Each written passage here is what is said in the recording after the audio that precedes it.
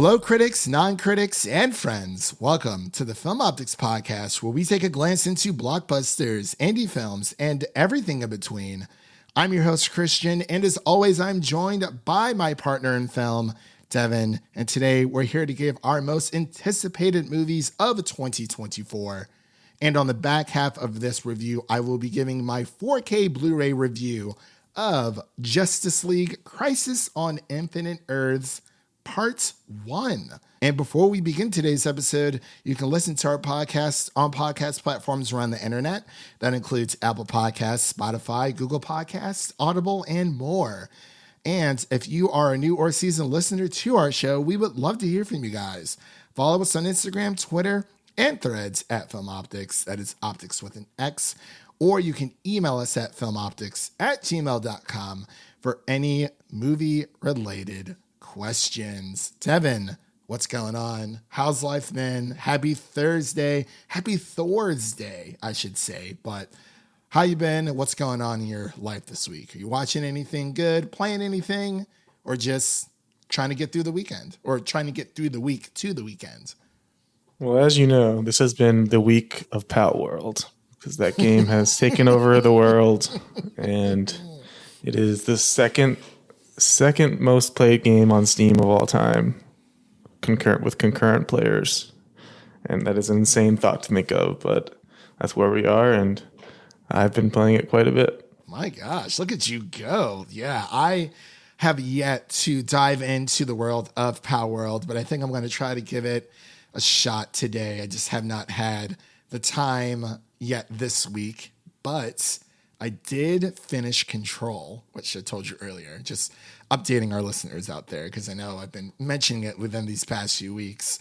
I beat Control. It was a lot of fun. I just kept playing afterwards, and I beat the 2 DLCs as well that came with it, the Foundation DLC and the Alan Wake DLC as well, and it was phenomenal, and I just kept playing. And I was like, you know what? I feel like this is a good place to stop. I have like 70% of the trophies done. And I was like, I'll come back to this later on because I'm close enough to get the platinum. But I'm going to shift over to The Last of Us Part 2 Remastered. I got to get the trophy in that before Final Fantasy VII Rebirth comes out. So that's what's happening on the video game side, I guess you could say. You know, we kind of I've just been doing that, you know, trying to pass the time throughout the week. But also, when it comes to movies and TV, as I mentioned, I had watched Justice League Crisis on Infinite Earths Part 1. It's part of the Tomorrowverse animated series, or the Tomorrowverse movies, I should say. It's kind of its own little universe. So you'll definitely hear my thoughts later on about that in the Blu-ray portion, the home entertainment portion of our review. But yeah, just been watching some Percy Jackson, and I need to watch Mad Max Fury Road again. And I've also had like a sudden urge to go back and watch the Kick-Ass movies. So I found the second one for like $10 on 4K the other day. So that's pretty cool. But outside of Pow World, Devin, have you been watching anything new, or kind of like your entire time has just been taken up by Pow World, your free time? I did watch the latest Percy Jackson, another good one. I think there's one more episode of that, and then we can cover that season. And last night I actually started Shrinking, which is the Apple TV comedy with Jason Segel and Harrison Ford. That's right. I forgot. I'm telling you, people are sleeping on Apple TV Plus. They really are, because there's a lot of great content there. Outside of Ted Lasso, there's a lot of great content. Maybe we'll get Severance season 2 this year. I don't know, but hopefully. You've also you watched Monarch, right? You've been watching that. Yeah, I finished that up. Okay. Well, is it worth watching, in your opinion? It's decent. Like, it didn't blow me away, but it got the job done. Does it keep you? Well, I know, you know, Godzilla Minus One, that's like one of the best films of 2023. But does that get you excited for the new Godzilla Kong movie that's coming out? Well, there are ties to the movie apparently. So I guess Oh, so now I got to watch it. yeah. Now I have to watch it. It's all that universe. See, yeah. I mean, I think it's cool when shows do that. Obviously, Marvel's been doing it for a while, but it's like it's one thing when one studio or like one like cinematic universe does it, but when everyone starts doing it, it can get a little much. And I feel like Star Wars is kind of sort of the same way, but that's more of like the Disney part. But as long as it's just one thing, I will give it a watch. I will definitely give it a watch. I also have to finish Attack on Titan, the final not seasons, the final 2 episodes. I've been putting that off for long enough because I've been catching up on other anime, My Hero Academia, and just watching other movies and just kind of hanging out, trying to retain a little bit of normalcy. I know we've kind of been going for a while with the podcast, but yeah, I think we're slowly but surely getting into it, but it's still January. I feel like things really won't probably start picking up until March if we're being completely honest. But there's a few movies we're interested for February. But as I mentioned before, we are going to spend the first half of this episode talking about our most anticipated movies of 2024. We're going to do a top 10 each. So I'm assuming most or some of our anticipated movies will be on each other's list. So I figured if it does appear on each other's list, it doesn't necessarily have to be like 8 top 10, just 10 movies that are on your most anticipated list for 2024. So I feel like if we both have a movie that is on our list, we can just both talk about it briefly at that time and then move on to the next one. So we're not like, oh, like my number 10 is like, I don't know, like Deadpool 3. And then Deadpool 3 is also on Devin's list. We can kind of just talk about it that way to cut back on a little bit of time. So Devin, are you ready to start off this list with your, again, not your number 10, not your number 1, but I guess we'll just say number 1 or number 10. I don't know how this is going to work. Hold on. I got mine in order of least to most excited for. Okay, so you have yours from least to most excited. I have mine by release date. So we'll start with least excited, I guess, and then we'll just work our way up. Devin, go ahead and kick it off for us. Yeah, my first half is movies that all have varying sizes of question marks next to them because either we don't know much about the movie or it is questionable whether they will end up being a quality movie, but I decided to put them in the first half, kind of just show that there's potential here, but we just don't really know yet. And my number 10 is, it doesn't even have a name yet, but it is the Untitled Monkey Paw horror/thriller project from Jordan Peele. We don't know anything about the movie. We don't know the title, don't know what it's about, but I mean, it's Jordan Peele, so you got to be a little excited at least. We don't even know if it's going to come out this year officially. Yeah, and that's another thing I kind of want to let listeners know out there. A lot of these movies are subject to change. We pulled this list from Entertainment Weekly, so they gave us literally just a full list of, I would say, of most movies that are coming out this year. I don't think this is like the definitive list, but most of the movies have a set release date, but things are subject to change as the year goes on. So, it could be that for whatever reason, like Devin just said, Jordan Peele's Untitled Project, it could come out this year. That's what it's slated for this year, but it could change in the future. So speaking of movies that we don't know much about, I'll go ahead and give my number 11. Well, I guess you could say this is more of a honorable mention before I get into my number 10, because I simply just could not whittle it down to 10. But my untitled mention is definitely going to be the Untitled Karate Kick project that is supposed to be slated for December 20th of this year. Outside of knowing that Jackie Chan's in it and Ralph Macchio, we don't know too much else about that movie, but I do love the Karate Kid films, and I'm pretty excited to see what it's going to be. I'm a little worried though, because we also have the Cobra Kai series that is supposed to be finishing up, I believe, this year. They have one more season to go. Yeah, I was going to say, I know there's a lot of Cobra Kai heads out there that are going to be excited for that one because I'm guessing it's going to cross over into the movie. Yeah, see, that's what I'm wondering, because I'm wondering, is it going to cross over, or it's weird stuff, because they said that this is like the next chapter from the previous Karate Kid movie, but it's like we have all this, Cobra Kai, so it's like, is it just if it's two separate universes, that's fine. Like I said earlier, not everything has to be connected, but I'm very excited for it. I love the Karate Kid movies, at least the first two. Three's okay.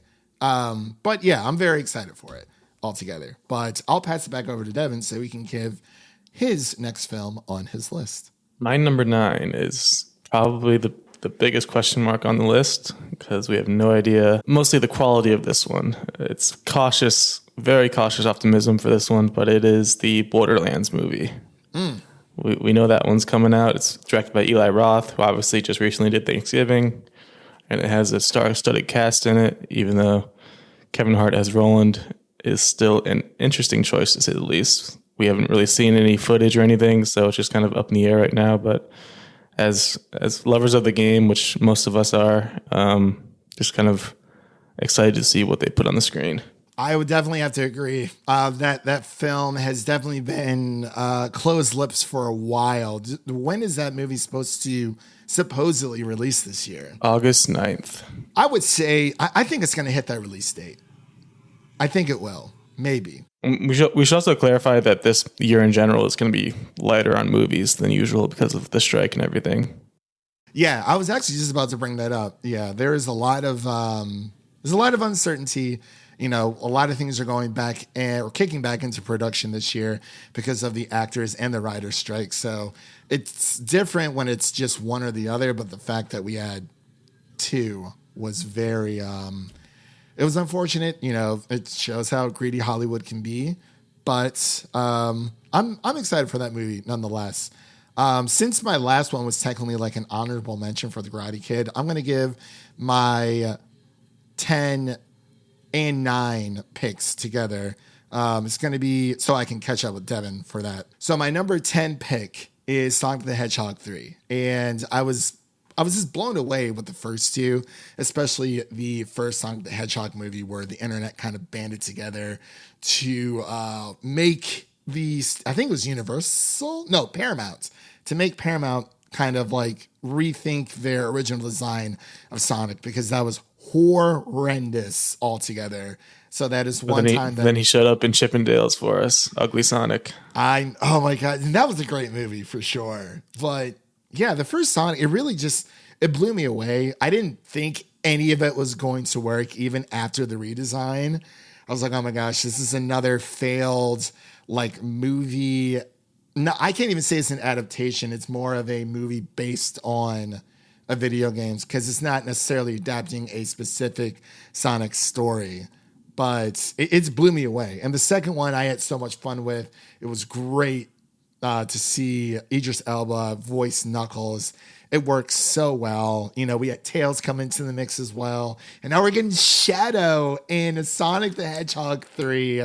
And I really hope that they keep to that Sonic Adventure 2 logo with Sonic spikes and Shadow spikes like below and underneath, because it's such an iconic video game logo, or just logo in general. It's going to be amazing.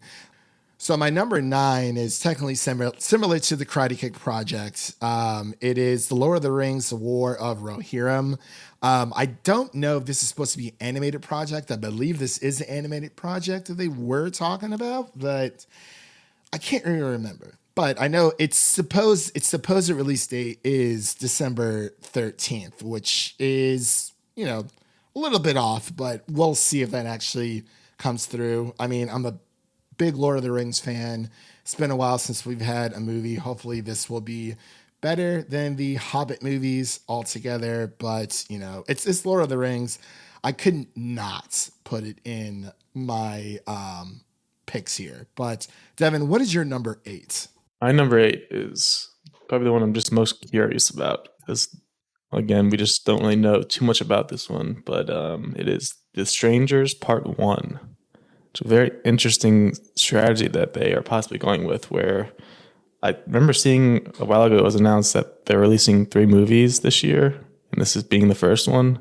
I don't know if they're all going to come out this year, but I'm curious to see how this first one ends up because the original The Strangers is a very, very good horror movie, just like a real hidden gem from, it was like 2008. So then that one had a sequel that was not very good. So we'll see how this one is, but I'm just morbidly curious. The first one was so good. Yeah, I remember the first one. I didn't know they made a second one. But I'm excited as well. That seems pretty awesome. It's definitely an interesting strategy. It is. Like I'm just, we've been kind of we've seen a lot more horror films released within current years it kind of shows that the genre never really went away.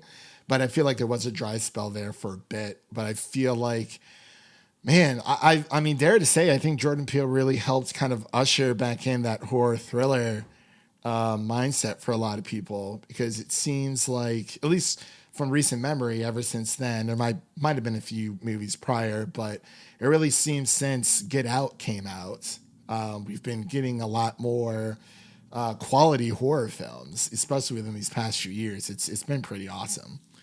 But my number 8 is a musical. Do you know what it is? Can you guess it? A musical. Inside Out 2? No. It is Wicked Part 1, Devin. Do you remember Wicked? When I went with Brian and his family to go see the play. I do remember you guys seeing it. I've never seen it, but... You've never seen it, but yes, it was my first time ever seeing it. It was so good. And I knew we were getting a Wicked adaptation movie soon, but supposedly it is supposed to hit theaters November 27th of this year. So I'm very, very excited. Part one, Devin, which means we're getting more. I'm very excited for it. I love Wicked so much. Honestly, going to see it with Brian and his family, like at the Cleveland Playhouse, was crazy. We all had like matching hoodies. I think I still have it. I kid you not, Devin. That was probably the most comfortable hoodie I've ever had in my entire life, or my young adult life during that time. Oh. I don't know what company they found those hoodies from, but they were so freaking comfortable. I'm pretty sure I still have it somewhere. It might be in my parents' house, but yeah, Wicked Part 1 is going to be my number 8. So Devin, what is your number 7? Lucky number 7.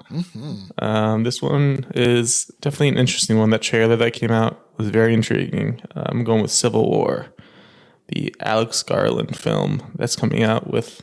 It's got a really cool cast. Has our boy Jesse Plemons in it, obviously. Kirsten Dunst, I believe, is in there. And the trailer just looked very intriguing. Just an interesting concept. Not to get confused. Sorry, go ahead. Yeah, not Captain America Civil War. Just Civil War. Yeah, I was going to say, not to get it confused with like, people were like, oh, are they rebooting Marvel movies now? No, it's a totally separate film. But I apologize. Continue. Just our current political climate as a country. This movie is going to be very interesting to see what unfolds. Yeah, and it's election year here in the States. So I guess there's no better time than the present. So for my number 7, I'm going to go with Gladiator 2 because I love the first movie so freaking much. I don't necessarily know if we needed a sequel, but it is Ridley Scott. So, I mean, I can't deny the man that. So I'm just very, very excited for Gladiator 2. It's supposed to hit theaters November 22nd of this year. Devin, what is your number 6? Number 6 is for me on my list where we start getting to the more known commodities, like feeling pretty confident that these ones are going to be entertaining at least, and probably pretty quality. And that starts off with good old Godzilla X Kong at the start here. Wow. It's gonna be a fun popcorn monster movie, and that's all it really has to be. You know, it's interesting. We've gone through like 5 of our picks, and we have not crossed paths yet. I thought it was going to be something totally different. We still got 5 more. That is true. I'm just very surprised. Like, I like it. You know how diverse our tastes are. They're similar but different at the same time. Godzilla vs Kong, or X Kong. X Kong. X Kong Times Kong. Times New Roman Kong. It's actually not on my list. I mean, it's just. I mean, I'm excited for it. Don't get me wrong, but I think there's another movie that I'm even more excited for my number 6 pick, and that is Deadpool 3. We've been seeing a lot of leaks with Deadpool. Yeah, we're gonna have some. There's the first crossover there. That'll be okay later on. Yeah, I got you. It's just one of those movies where it's like you can't help but not be excited for it. It is Hugh Jackman. It is Ryan Reynolds. They are coming back to just effectively give the fans what they've wanted. But I am a little wary, and that's I think why it sits at like my number 6 here. It's because we've seen so many leaks from this film already. And I want to go into this film with a little bit of like surprise me in some type of way, shape, or form, because it feels like this movie is just being leaked, or at least portions of this movie without context are being leaked. And it's a little hard to get excited for. Like, it's exciting. I'm excited to see the movie, but as the days and years, or not years, sorry, as the days go on, not years, it makes it a little bit harder to get excited for. I actually might have to end up muting like Deadpool 3 across like all social media anytime I check it, just to make sure that I'm not accidentally spoiling myself, because it's happened before and it's not a fun feeling. But Devin, what is your number 5? Number 5 is, I think this will probably end up being a crossover at some point, but it's Kingdom of the Planet of the Apes. That is my number 4. It's a mouthful. There's no denying that. That is definitely a negative going into it. But other than that, the trailer looks solid. Like, it does have a lot to live up to, obviously, with that last trilogy being as good as it was. There's definitely some skepticism there that they can continue that quality, but until it shows otherwise, there's no reason not to be excited for it. Yeah. So that is my number 4. So I'll just talk about it now. Yeah, I love that world. I'm excited to see how they're going to continue this story. But yeah, it looks. I mean, from the trailer, it looks great. And I feel like we're going to be in for a treat. That is supposed to hit theaters May 24th. So it's my birth month. I'm very, very excited for that. So that being my number 4, I've already revealed that. So my number 5 is actually A Quiet Place Day 1, hitting at theaters June 28th. Is that on your list? It's not. I don't know if you remember, but I wasn't a huge fan of the second one. I just think it wasn't very necessary. That's right. You weren't. I totally forgot about that. So I guess this one's like a prequel to where it all started. So yeah, obviously day 1. So I mean, we'll see. I'm not looking forward to it. Right. And again, there's always also a little bit of skepticism with this. So I'm a little on the fence because John Krasinski is not involved in this story. So I'm interested to see what's going to happen. Honestly, it could be argued that A Quiet Place, just the first A Quiet Place movie, could have just been like a one and done. Like, we don't need any more. But similar to The Last of Us, where the first game is so perfect, that story is so perfect, and then people are like, oh my gosh, like, there are people who wanted another one, just like A Quiet Place. But there are also people saying, no, the story is perfect as is. But with A Quiet Place Part 2, I liked it. I definitely, now that you mention it, I definitely remember you saying you weren't as lukewarm on it. It felt like A Quiet Place Part 2 definitely felt like a Part 1, and then the climax to Part 2, or like for acts, I should say, Act 1, and then a climax to Act 2. and then it kind of just poof. So it's like, all right, so are we ever going to get a part 3 kind of thing? Because it's like we've gone this far, but I don't know. There's a bit of similarities there where people necessarily did not like part 2 of A Quiet Place. Some people did. I feel like that's very divisive, as well as with The Last of Us Part 2, which Devin still has not played. But that's because it's not on. Put it on PC and I will. It's going to get there one day.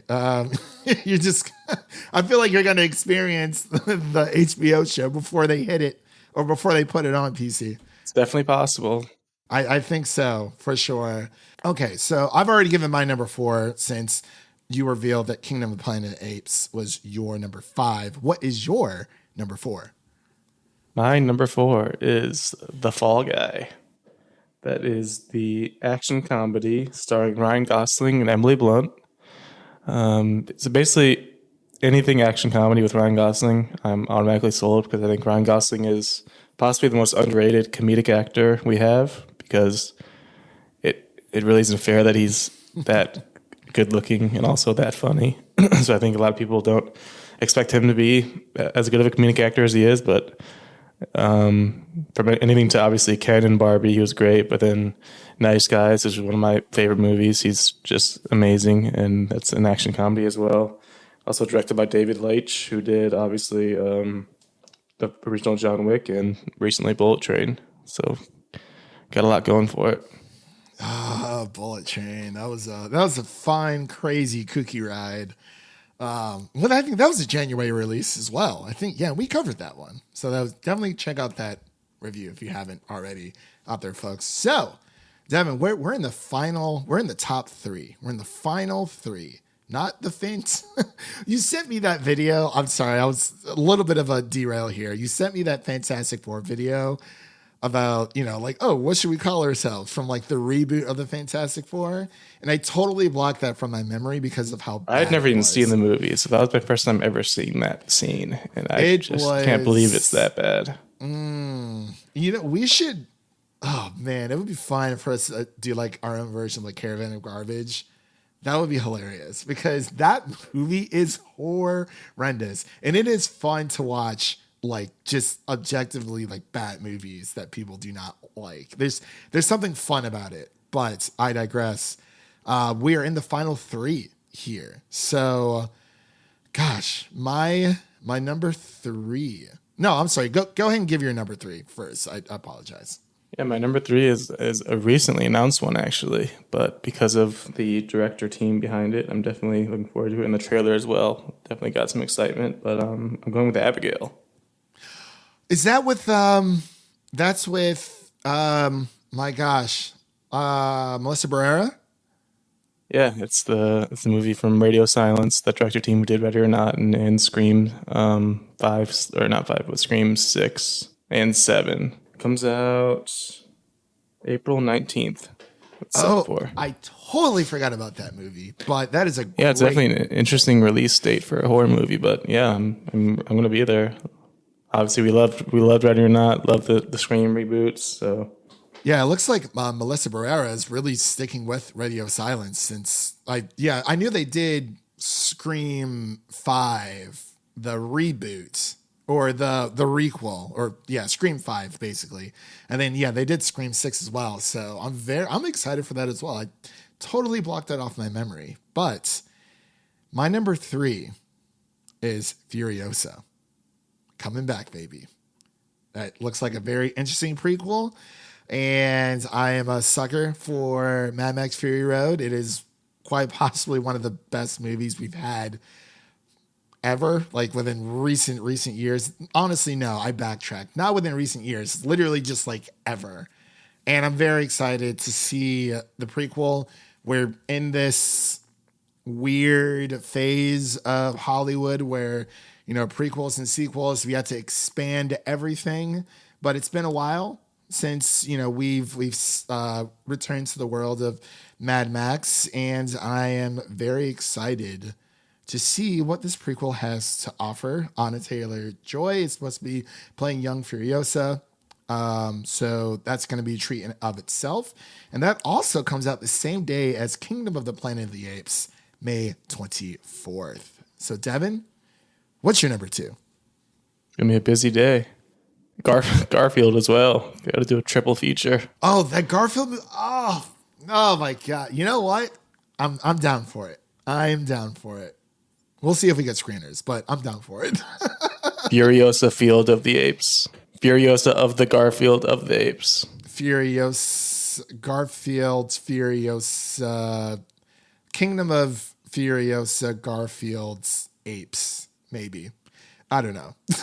That's a terrible title. What is your number two, my friend? My number two is I'm sticking with the theme of my last pick, and I am choosing Ballerina. There's a lot to be excited about here. It is the Ana de Armas movie set in the John Wick universe. Oh, that's right. See, I totally thought it was a Sydney Sweeney movie that it's coming out because I just watched her Hot Ones episode today, which was hilarious. She took it like a champ up until the very end. She definitely did. Yeah. I think the only other person to really go that far was Elizabeth Olsen. If you ever saw her Hot Ones review, she went all the way. She took it like a champ. There's been a few that definitely take it strong. Most of them have been females, actually. Halle Berry was another one that she just was not bothered. Yeah, who was also in John Wick 3. Yeah, Ballerina. That's coming out this year. Do we have a set release date, at least for now, or a tentative one? June 7th. It's gonna be crazy. I think it's gonna be a good year for movies. This past year, it was all right. But like, I think I'm a little bit more excited for this year. It may be less films, but I think there's gonna be bigger ones, at least ones that we're gonna be interested in. My number two is a movie that we do not know the release date of just yet, but it is a highly anticipated horror film that Devin and I have both been waiting for a while. I'm not sure if he knows or has guessed it by now, but it is A24's Maxine. Oh, wow. I'd completely forgotten about that. Wasn't even on this list. Yeah, wasn't even, Is it? I don't know. I just threw it in there because I'm praying that it comes out this year. Yeah. I'm praying that it does. It is to be announced. I probably could have put that as a honorary pick and went with something else, but I'm putting it into good faith. I'm praying that it comes out this year because got to see the ending of that. I got to watch X and Pearl all over again so I can get ready for Maxine. But I did just throw it in there to, I'm speaking good on it, putting goodwill out there and into the ether to hope that it comes out this year. But it's just my number two because I'm really we can definitely hope. Yeah, definitely there. But Devin, we're down to our number one pick. Before we give our number one pick, do you have any other honorable mentions that you would like our listeners out there to know that they can be excited for, things that they may not know what's coming out? Do you have any extra honorable mentions there? Sticking with the horror theme, I will mention Terrifier 3, I should say. It's 3. I mean, we could do Horrifier too. It's a similar concept, but it's supposed to come out around this Christmas time. It's supposed to have a Christmas setting, so that should be very interesting. Interesting. Okay. I'm trying to... Okay, so there is actually, no, I can't even put that as the most anticipated. It's a movie that I'm interested to see what's going to happen. I was going to say Rebel Moon Part 2, The Scargiver, but... I was going to mention it. Where's it at? I didn't even know it was coming out this year until I saw the list. April 19th, yeah. And I don't know. I feel like that's a bad one for people to get excited. I didn't even finish the first one. It was rough. So I'm going to give two honorable mentions. One is the 90s classic reboot Twisters. Had to add the S. I know. Yeah, it's not Twist. I guess it is a sequel because it's not Twister. It's Twisters. I don't know. Either. Any hooser. The next one I was going to say is If.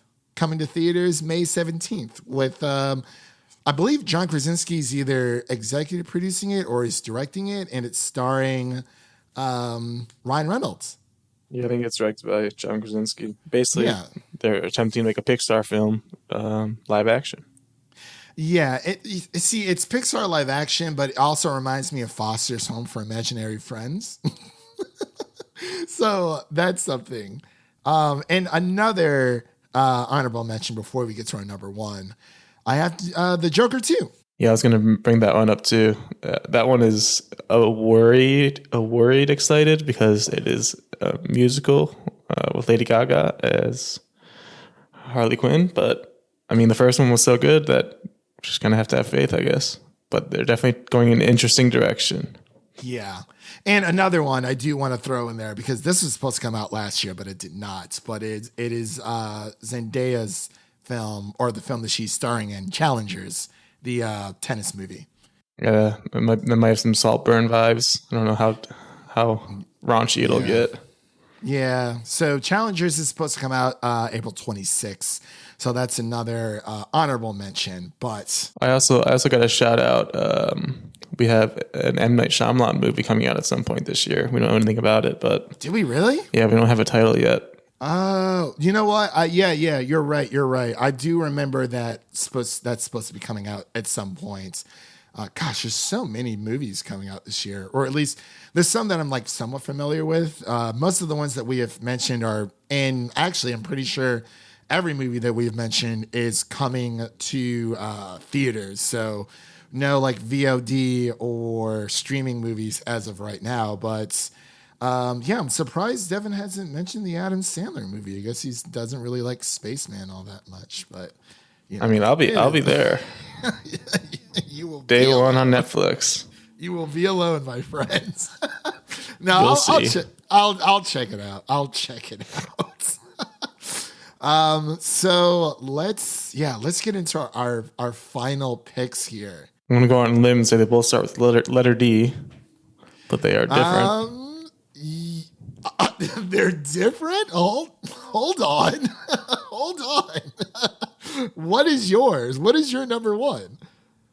My number one is Deadpool 3. We haven't had that crossover yet until now, but I'm very confident in this movie because of just everything Marvel has like hinging on this movie, like its success and just how good the first two Deadpools were, and bringing back Hugh Jackman as Logan.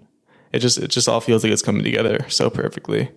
And we're at the point in the MCU where we're at another low on the MCU roller coaster where everyone hates it. Everyone thinks it's falling apart because some people didn't like Echo.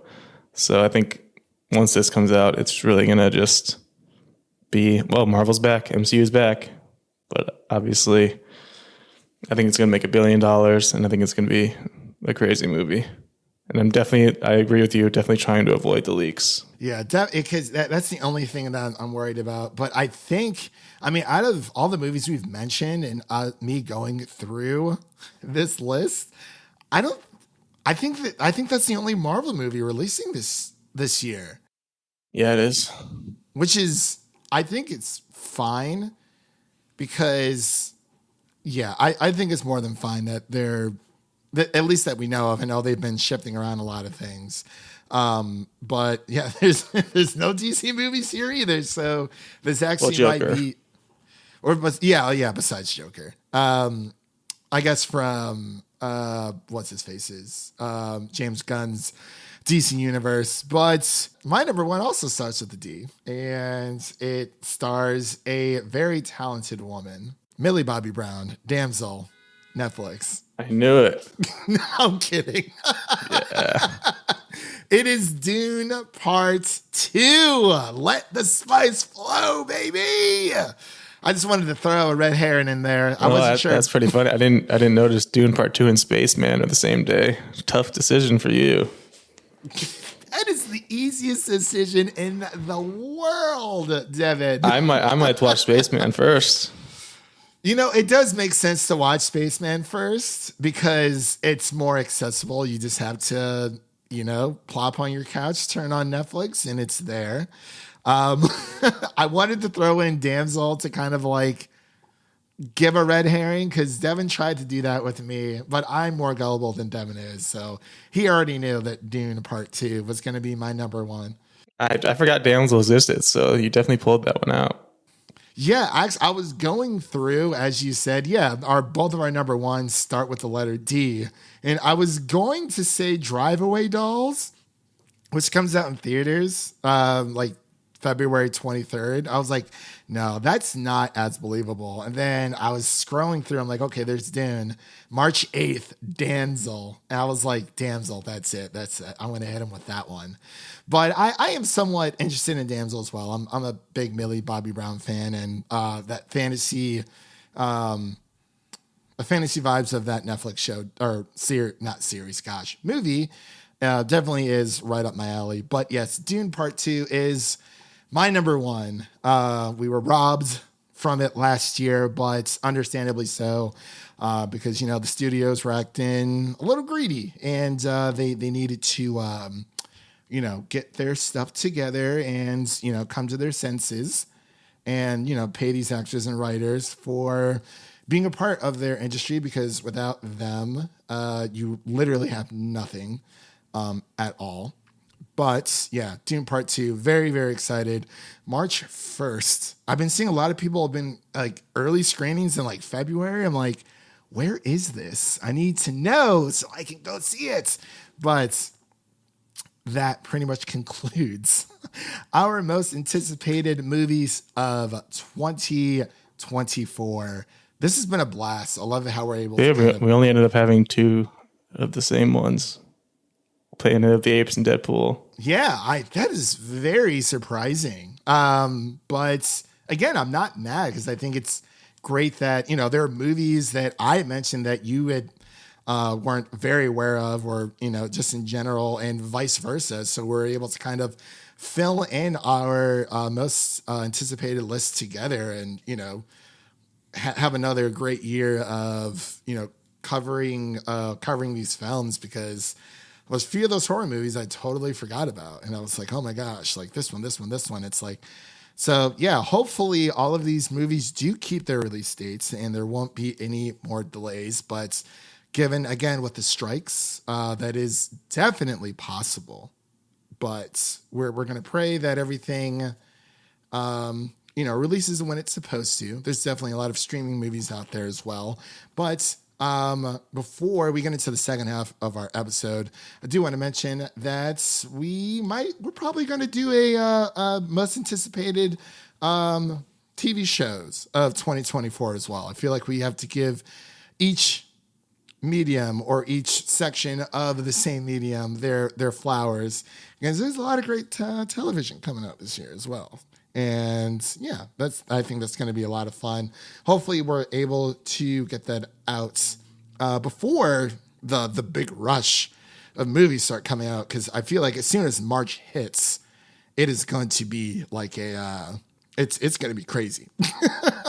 It's just going to be nonstop. And, there's a lot of television happening that's also technically already coming out or starting to come out already. But with all that said, that does conclude this section of our episode. And I'd like to thank everyone who has stuck with us thus far for this episode. If you like what you heard thus far, make sure to subscribe to our podcast on your preferred podcast platform of choice. Make sure to follow us on Twitter, Instagram, Threads at Film Optix. That is Optix with an X. And don't forget to share an episode of our podcast with a fellow movie lover in need, whether it be your mother, your brother, or your significant other. Spread the love for the Film Optix podcast wherever you can. And now, really quick, before we get into the second half of our episode, I want to take a little bit of time to give you guys a sneak peek of what's coming up next on the show.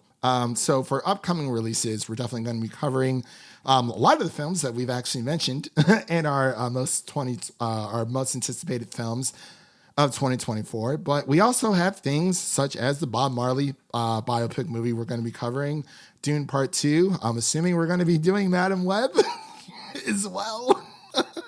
I feel like we have to. There's a few Sony movies coming out this year as well, but and of course we're going to be giving our most anticipated shows of 2024 that will release hopefully within the next week or two. Want to kind of space them out there a little bit, but with all that said, I'd like to, of course, thank Devin for joining me for this episode. Now it's time for me to write solo, and I will return shortly after this brief introduction to my coverage of the Justice League Crisis on Infinite Earths Part 1 4K Blu-ray review.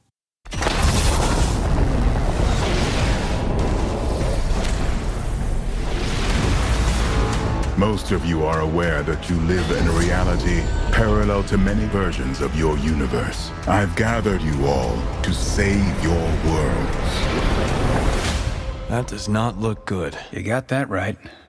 And we are back with our 4K Blu-ray coverage of Justice League Crisis on Infinite Earths Part 1. To make it easy for you guys to shorten up that title, I'm just going to refer to this as Crisis or Crisis Part 1, just to make it a little easier for everyone out there to follow along. But I would like to express my gratitude for Warner Brothers for sending us a review copy for the purposes of this podcast episode.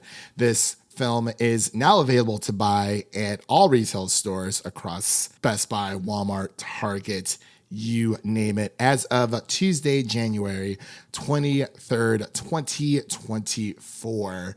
And the director of this film is Jeff Wamster, and the story is as follows. The Anti-Monitor is released in the DC multiverse and begins to destroy different Earths that compose it. The Monitor attempts to recruit heroes from across the multiverse, but is murdered. And of course, this film stars Matt Bomer, Jensen Ackles, and Darren Criss. You may know Jensen Ackles from the Supernatural series. He has also voiced Batman across a number of DC animated titles. And you might know Matt Bomer, who voices the Flash in this movie. He plays in the DC live action show of Doom Patrol as Larry. So it was really cool to see him come back into the DC universe as a different character. I love Jensen Ackles and Matt Bomer so much, and I'm really glad that they were part of this project. But a little bit more about this film before we move on to my thoughts of the film.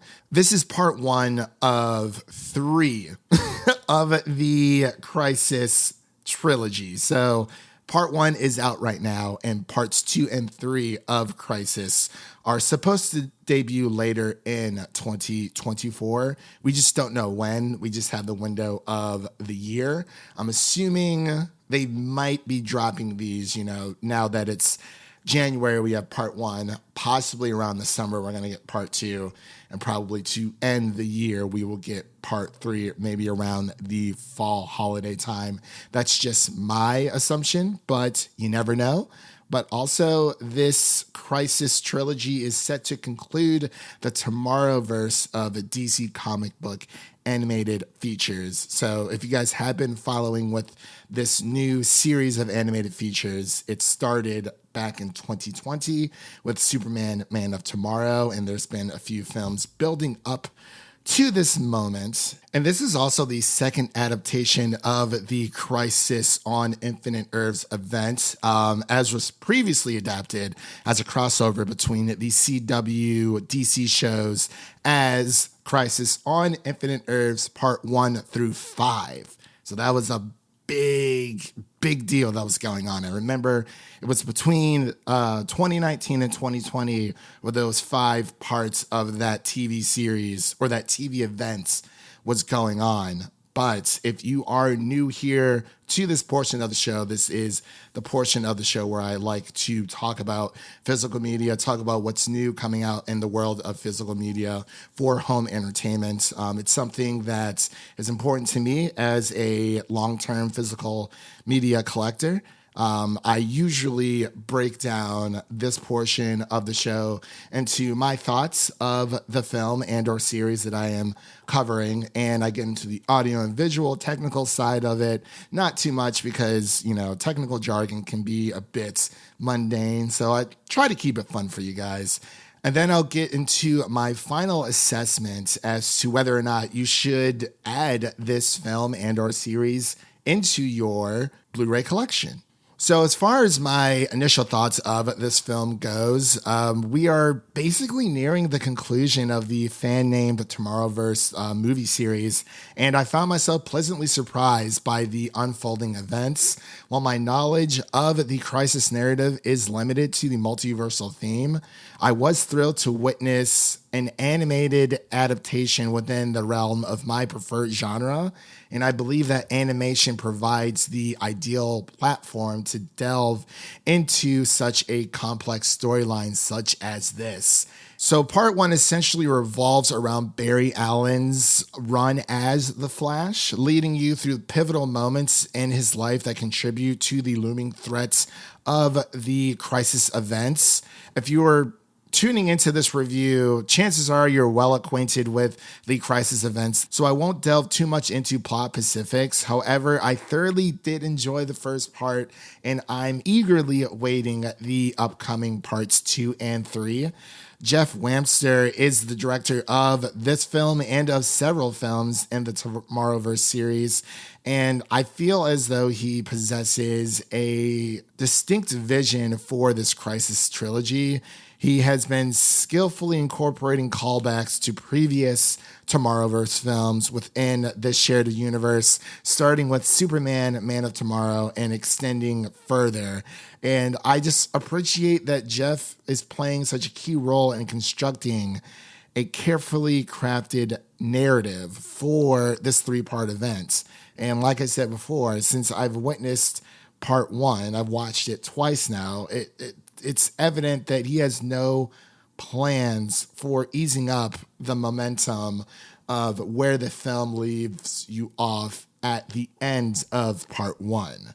When it comes to the audio and visual of this film, I usually don't have the keen eye and or ear for something like this. More so when it comes to animation, because I feel like, especially with 2D animation, such as Crisis Part 1, it's very hard to tell sometimes when it comes to the video more so than the audio. When it comes to the audio, it is that standard HD master audio, like 5.1 mix. It offers an excellent surround sound experience. I do have a soundbar on my setup, and I feel like the dialogue was clear, it was clean, and it eliminates the need for constant volume adjustments.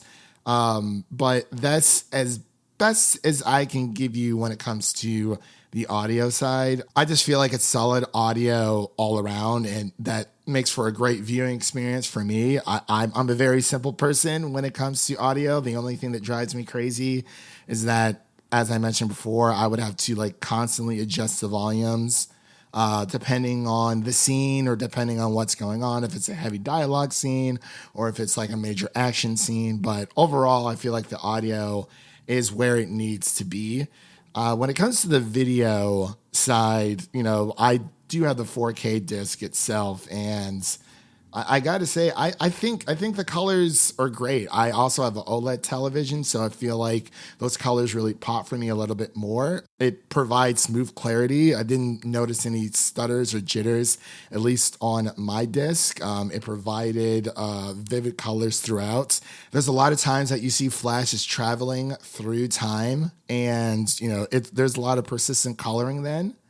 And I really do love the animation style, these bold lines that they introduced back with the new animation style of the Tomorrowverse. And I can't really say it's on par, at least for me, when it comes to DC's Batman the Animated Series, but it does work for this run of DC films. The animation can be stiff at times, but that's just the nature of the animation itself. When it comes to special features here, I gotta say I'm a little disappointed because on the physical side, there are only 2 special features. I watched them both. They are dubbed Crisis Prime. That is where the filmmakers reveal the details of the intricate plan to create a comprehensive animated universe across these 7 films of the Tomorrowverse, concluding with the 3-part event adaptation of the Crisis events. And there's also one called The Selfless Speedster, which explores Flash's legendary role in the Crisis events of the comic series. And it shows a creative process that brought him to life into the animated adaptation and the vocal performance behind his heroic and a romantic story.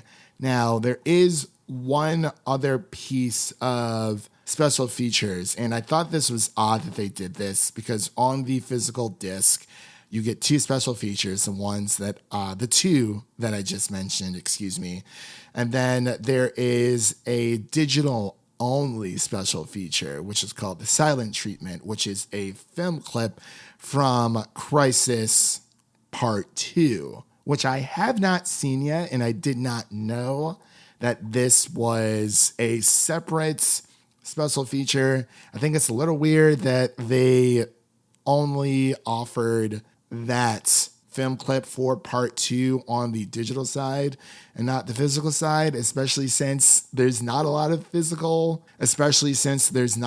special features to go around on the disc itself. It's literally just the movie and then those 2 special features that I mentioned earlier. So I find it a little weird that they did it that way. I'm not sure if that was just like a little sneak peek preview, like, hey, there's this secret special feature thing that's only on the digital side. It's like, just throw it on the physical for parts 2 and 3 if you're going to continue that.